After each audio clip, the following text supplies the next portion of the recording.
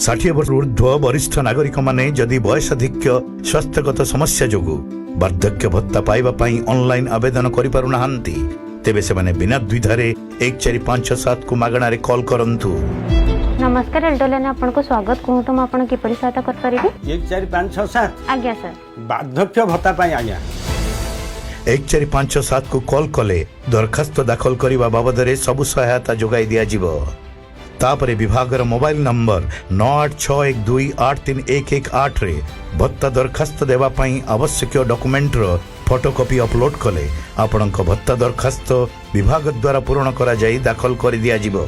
भत्ता दरखास्त मंजूर रो अग्रगति संपर्क रे मध्य 1457 को फोन करी जानी हेबो।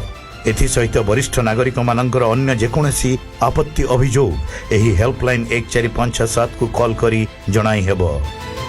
1457 को कॉल करंतु आपणक असुविधा दूर करिबारे आमको सहभागी करांतु।